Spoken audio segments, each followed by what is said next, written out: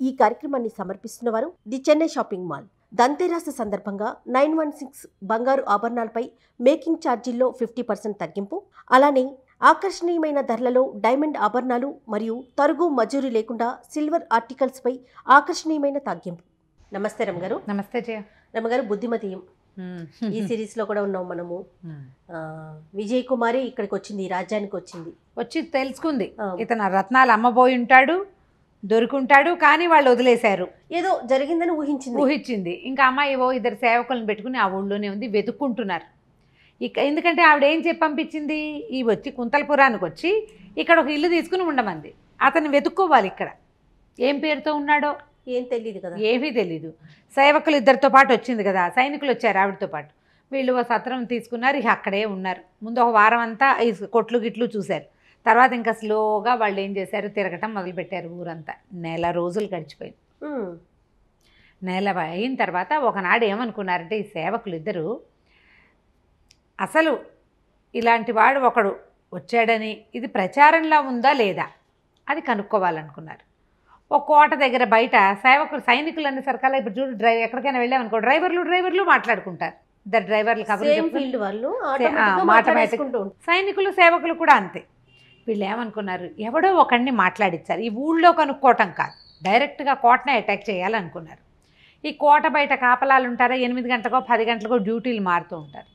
ఎవడో ఒకడిని పట్టుకుని ఏదో మా క్యాజువల్గా మాట్లాడుతూ అంతఃపురం ఏమిటి, అమ్మగారి సంగతి ఏమిటి, అయ్యగారి సంగతి ఏమిటి, అమ్మాయికి వివాహం కాలేదా రాజకుమార్తెకి ఏమిట్రా అది ఇది అని కనుక్కున్న తర్వాత వాళ్ళకి అందింది బుద్ధిమతి అరెస్ట్ చేయబడి ఉన్నాడు అని అర్థమైపోయింది. ఆయన కారాగారంలో ఉన్నాడు సంగతి అర్థమైంది. ఈ అమ్మాయికి ఎట్లా చెప్పాలి, ఆవిడేమనుకుంటుంది, ఎక్కడో ఇల్లు తీసుకుని పెట్టుకున్నాడు, బిల్డింగ్లో ఉన్నాడని ఊహిస్తోంది. చెప్పడానికి భయం వేసింది వీళ్ళకి. సరే ఆ పూట 8 గంటలకి వాళ్ళ ఇంటికి రాల. ఆ సేవకుడు ఎవరో కనపడ్డాడుగా, వాడి వెనకాల పడి వాడి ఇంటికి వెళ్ళి వాడికి ఏవో తినబెట్టి కాస్త ఏవో తాగడానికి ఇప్పించి సరదాగా సిగరెట్ తాగుదానరా అని పిలిచారనమాట. ఎక్కడో ఒక చోట కూర్చోబెట్టి మొత్తం విషయం లాగారు, కన్ఫర్మ్ చేసుకుని వచ్చారు. ఏమిటో ఇంత ఆలస్యం ఏంది అని అడిగితే అమ్మ వీధులన్నీ చూస్తున్నాం, రోజు వీధులకి ఇన్ని గంటలని పెట్టుకున్నారు, ఆ గంటలైనా రాలే, చీకటి పడిపోయింది. ఇవాళ కోట వైపుకి వెళ్ళామంటే ఏమైనా తెలిసిందా అంటే కొద్దిగా ఒక అనుమానంగానే ఉందమ్మా, ఆయన కారాగారంలో ఉన్నాడని అనిపిస్తోంది. గట్టిగా స్పష్టంగా ప్రజలందరికీ తెలిసిన వ్యవహారంగా మాత్రం కాదు, ఆయన కారాగారంలోనే ఉన్నాడు. అదే అందింది అంతసేపు మాట్లాడితే. ఏ కారణంతో కారాగారంలోకి వెళ్ళిపోయాడు అవన్నీ మనకు తెలియదు, వీళ్ళకి తెలుసు. యువరాణి సంగతి అని అర్థమైపోయింది. ఈవిడికి చెప్పాల, అదేలే ఆ మాట చెప్పడానికి భయపడ్డారు వాళ్ళు. ఎందుకంటే ఆవిడేమో ఆయన మీద ప్రేమతోటి కదా ఇంత పరిగెత్తుకొచ్చింది, కప్పుకొని చెప్పలేక కొద్దిగా నాంచి మీరు ఒక పని చేయొచ్చు కదా, ఎందుకంటే మన దేశానికి నుంచి ఎవరైనా వచ్చి వీళ్ళతో మాట్లాడి డైరెక్ట్గా చేసే వ్యవహారమా కుదరదు. యువరాణికి ఎవరైనా కొత్త వాళ్ళతో అంటే బయట దేశాల నుంచి వచ్చిన వాళ్ళతో మాట్లాడడం అది ఆసక్తి. మీరేమో తెలియగలవారు, బాగా మాట్లాడగలరు. యువరాణిని కలుసుకుని ఆనుపాను తీస్తే ట్రై చేయొచ్చు కదా, అట్లా ప్రయత్నం చేయొచ్చు కదా. అంటే ఈవిడికి ఒక హింట్ ఏమందింది, ఒకటి అయి ఉండాలి, బుద్ధిమతి చాలా స్ఫురద్రూపి. మామూలు వాళ్ళే ఆడవాళ్ళని చూడని వాళ్ళు కూడా ఇతన్ని చూస్తారు ఎంత బాగున్నాడు అని. యువరాణి అవివాహిత, పైగా ఆవిడకి అడ్డుకట్టలేదు, తండ్రి లేడు, అంతే కదా. కాబట్టి ఏదైనా కేసులు వచ్చినాయనుకో ఆవిడే డైరెక్ట్గా హ్యాండిల్ చేస్తుంది. చూసుండొచ్చు, ఏమైనా ఈయన అడిగిందేమో ఒకవేళ. ఎందుకంటే ఏమైంది, ఇతను రత్నాలు అమ్మడానికి వచ్చాడు, వాళ్ళు పట్టుకున్నారు, కాదని తెలిసింది. సారీ చెప్పడానికైనా ఆవిడ మాట్లాడుండొచ్చు. అప్పటి రాజుల్లో ఆ పద్ధతి ఉండేది, మధ్యలో వాళ్ళు కాకుండా వాళ్ళే స్వయంగా క్షమాపణలు చెప్పి మా ఆతిథ్యం స్వీకరించండి అంటాము, లేదా ఏదైనా చాలా బాగుంటే మా ఆతిథ్యం స్వీకరించండి, మా ఆస్థానంలో ఉండండి అని రాజులే అడిగేవాళ్ళు. ఇక్కడ రాజు ఎవరు లేరు, యువరాణి ఇప్పుడు రాజు. ఆవిడ కానీ ఈయన్ని చూసిందా, ఆయన కానీ ఏమైనా నన్ను పెళ్లి చేసుకోమనో ప్రేమించమనో అడుగుంటుందా? ఈ బుద్ధిమతికి విజయ్ కుమారే కావాలి. ఆయన నిరాకరించేసరికల్లా తీసుకెళ్లి జైల్లో పెట్టిందేమో. వచ్చేసింది కూడా యువరాణి కదా, ఆవిడకి ఆ ఊహ వచ్చిందనమాట, ఇలా ఏదైనా జరుగుంటుంది. వీళ్ళు అది చెప్పలేక నువ్వు యువరాణితో మాట్లాడని నన్ను డైరెక్ట్ చేస్తున్నారు. సరే ఏమంది, సరే అలాగే వెళ్తాను, రేపే ప్రయత్నం చేద్దామంది. మర్నాడు ప్రయత్నిస్తే 2-3 రోజులకి యువరాణికి చూడడానికి ఇతనికి ఈ అమ్మాయికి అవకాశం దొరికింది. విజయ్ కుమార్ ఏం చేసిందంటే మగ వేషంలో వెళ్ళింది, స్త్రీ వేషధారిగా వెళ్ళల, అబ్బాయి వేషం వేసుకుంది. మనం కథ మొదట్లోనే చెప్పుకున్నాం, బుద్ధిమతి విజయ్ కుమార్ ఇంచుమించు ఒకే హైట్లలో ఉంటారు వాళ్ళు. మంచి పొడగరి రాజుగారు అమ్మాయి కదా, ఈ అమ్మాయి చాలా పొడుగు, చక్కగా మంచి బ్రహ్మాండమైన వస్త్రధారణ వేసి తలకి ఒక చక్కటి చెమ్లా అంటే తలపాగా లాంటిది పెట్టుకుంది, బోళ్ళంత జుట్టు, ఆ జుట్టుతో కవర్ చేసి పెద్ద తలపాగా పెట్టుకుంది. ఈవిడ వెళ్ళేసరికల్లా సంగీతం అది చాలా ఇష్టమట మన వసుంధరాదేవికి. ఆవిడ సంగీతం వింటుంది బాగా. ఈవిడ సంగీతశాలలో సంగీతం వింటుండగా ఈ విజయ్ కుమారి విజయుడు అనే పేరుతోటి ఒక సంగీతజ్ఞుడిగా అక్కడికి ప్రవేశం చేసేసరికల్లా అక్కడ సంగీతం అంతా వింటుంది, బయట కూర్చుంది. ఆవిడకి ఎలాంటి సంగతులు నచ్చుతాయి అవన్నీ ఈవిడికి అర్థమైంది. సరే ఈ లోపల దాసీలు ఉంటారు కదా, వాళ్ళు వచ్చి ఎవరో ఒక యువకుడు సంగీతజ్ఞుట్ట అమ్మ మిమ్మల్ని కలుస్తామన్నాడంటే ఆవిడకి ఘోష ఏం లేదు, ఎవరొచ్చినా కలుస్తుంది. అలాగే కదా బుద్ధిమతిని కలిసింది.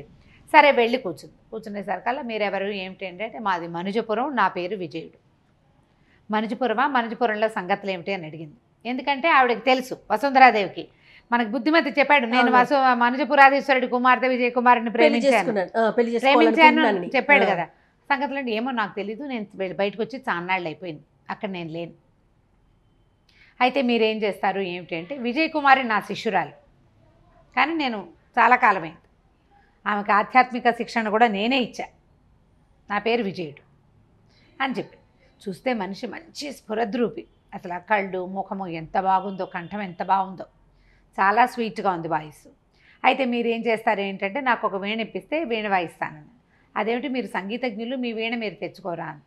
ఏం చేయను, నా హృదయ వీణను ఎవరో దొంగిలించారు, వీణను దొంగిలించారు, నా వీణ వేరే చోట ఉండిపోయింది, ఎవరో నా వీణను దాచిపెట్టేశారు అని చెప్పేసరికల్లా అయ్యో వీణ లాంటి సాధనం అలాంటిది మనసును దోచుకుంటాయి ఇన్స్ట్రుమెంట్స్, మనతో శరీరంలో అవయవాల్లాగానే ఎవరైనా వాయించేవి, అయ్యో ఎవరైనా తీసుకుంటే ఎట్లా, అలా ఎలా చేశారు, వాళ్ళు ఎవరో దుర్మార్గులు అని ఈవిడ అన్నదనమాట. అనేసరికల్లా మీరు మేలుకోరేవాళ్ళు కాబట్టి మీకు అట్లా అనిపిస్తుంది, నాకు వీణ తెప్పించండి అంటే ఒక చక్కటి వీణ తెప్పించి వీణను శృతి చేసి ఈవిడ రాగాలాపన చేసి దాంతో పాట పాడేసరికల్లా అసలు మైమరిచిపోయింది ఆ వసుంధరాదేవి.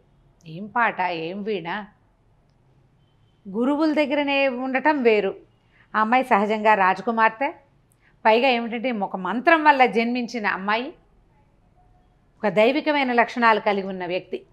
దాంతో ఈ వసుంధరాదేవి మైమరిచిపోయింది. మీరు మా దగ్గరే ఉండండి, మా దగ్గరనే ఉండండి అని అడిగేసరికల్లా సరే ఉంటానన్నాడు. ఉంటానన్నాడు. ఆ విజయుడు అనే వేషంలో ఉన్నది. సరే ఏమన్నారు, మీరు బసకెళ్ళి మీ సామాన్లు అవి తెప్పించేసుకోండి, మీరు అంతఃపురం దగ్గర ఉందరు కానీ నేను మీ దగ్గర వీణ సంగీతం నేర్చుకుంటాను, నాకు ఈవిడ కొంత వచ్చు, ఇంకా బాగా నేర్చుకుంటాను అనగానే సరే ఒప్పుకుంది.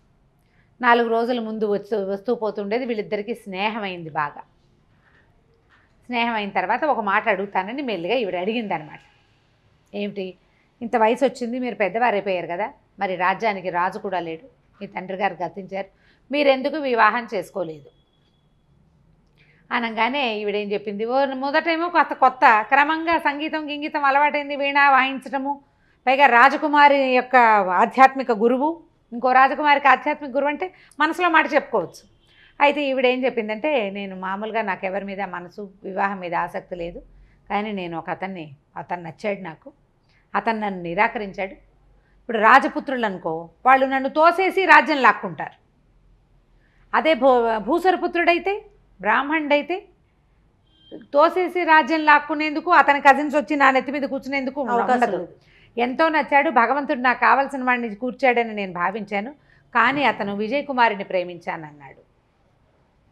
అనేసరికల్లా ఇవిడేమందంటే విజయ్ కుమారి విజయుడి వేషంలో ఉంది కదా, బుద్ధిమతి కదా అతని పేరంటే. అవునంది ఈవిడ. బుద్ధిమతి చాలా బుద్ధిమంతుడు, అతని మనసు మార్చేందుకు ఓ ప్రయత్నం చేస్తాను, బుద్ధిమతిని కలిసే అవకాశం కల్పించమంది. బాగుందిగా, సూపర్. అక్కడి నుంచి ఏం చేసింది ఈవిడ, ఒక 2 రక్షక భటులనిచ్చి మా గురువు గారిని కారాగారాన్ని తీసుకెళ్ళండి, బుద్ధిమతిని కల్పించండి పంపించింది. ఈవిడ పోయింది అక్కడికి. ఈయనేమో మంచి మగవేషం, ఇలా చక్కగా మంచి తలపాగా గిలపాగా పెట్టి, మరి రక్షక భటులతో వచ్చింది, స్త్రీ వేషంలో రావడానికి వీలు లేదు కదా. లోపలికి వచ్చేసరికల్లా ఆయన గుర్తుపట్ల ఎవరు ఏమిటి అంటే చెప్పారు రక్షక భటులే, ఆయన విజయుడు గారు మరి మన అమ్మగారికి గురువుగారుగా ఉన్నారు, అది ఇది అని. అయితే ఈయన ఏమనుకున్నాడు, ఈయన ఎవరో మహానుభావుడాన్ని చూడడానికి వచ్చాడు, కాస్త నా సంగతి సందర్భం చెప్పుకుంటే నన్ను విడుదల చేయించేందుకు ఏమైనా అవకాశం ఉంటుందేమోనని అనుకున్నాడు. ఇది గుర్తుపట్టకపోతే అతను ఏదో ఏటో చూస్తూ, రాజకుమారికి బ్రాహ్మడి మీద మనసు ఏమిటి, బ్రాహ్మడి మీద మనసు పడకూడదు, పైగా నా మనసు ఎప్పుడూ అన్యాక్రాంతంగానే ఉంది, నన్ను ప్రేమించిన రాజకుమార్తెకి నేను అన్యాయం చేయలేను, ఆమెతో నేను కలిసి పెరిగాను చిన్నప్పటి నుంచి. అక్కడ రాజకుమారే, ఇతను బ్రాహ్మణుడే, కానీ ఇక్కడ రిలేషన్ వేరు, అది వేరు కదా. నేను చిన్నతనం నుంచి వాళ్ళిద్దరు కలిసి ఉన్నారు. ఇప్పుడు కొత్తగా చూసిన వాడి మీద బ్రాహ్మణ్ణి ప్రేమించడం ఏమిటి, అక్కడ పరిస్థితి వేరు. నేను ఆమెకు అన్యాయం చేయలేను, ఈవిడికి అర్థం కావట్లేదని ఈవిడ భోరుమని ఏడ్చింది. మగ వేషంలో ఉన్న విజయ్ కుమార్ ఏడుపు గొంతు వినపడేసరికి గుర్తుపట్టేశాడు. విజయ, నువ్వు ఎట్లా వచ్చావు ఏమిటని ఆమె కావలించుకున్నాడు. ఒకళ్ళ సంగతులు ఒకళ్ళు చెప్పుకుని అమ్మాయి ఏం చెప్పిందంటే, ఇంకో రకంగా నువ్వు బయటికి రాలేవు, నీ జాతకంలో 2 భార్యలు ఉన్నారని మనకు ముందే తెలుసు, సపత్ని పోరుంది నాకని మన గురువుగారు కూడా చెప్పారు. ఈ అమ్మాయి మంచిది, ఉత్తమురాలు, ఏమీ ఇబ్బంది ఉండదు, నేను ఒప్పుకుంటున్నప్పుడు నువ్వెందుకు ఆలోచిస్తావు, రాజులకు 2 భార్యలు ఉండొచ్చు, ఈ రాజ్యానికి రాజు అవుతావు, ఆ రాజ్యానికి 2 రాజ్యాలు నీ చేతిలో ఉంటాయి, నువ్వు ఒప్పుకున్నావని చెప్తా, అక్కడ ఏం ప్లాన్ చేయాలో నేను చేసుకుంటా, అమ్మాయికి ఏం చెప్పాలో, ప్రస్తుతానికి ఒప్పుకో అని ఇతన్ని ఒప్పించింది. మరి ఇక్కడి నుంచి బయటపడాలి కదా, ఇంకో దారి లేదుగా. సరే, మొత్తానికి వీడుకోలు చెప్పుకున్నారు. ఈవిడేం చేసింది, ఈ మగ వేషంలో ఉంది కదా, విజయుడి వేషంలో పోయింది, రాజకుమారి దగ్గరికి వెళ్ళింది, వసుంధరాదేవి దగ్గరికి.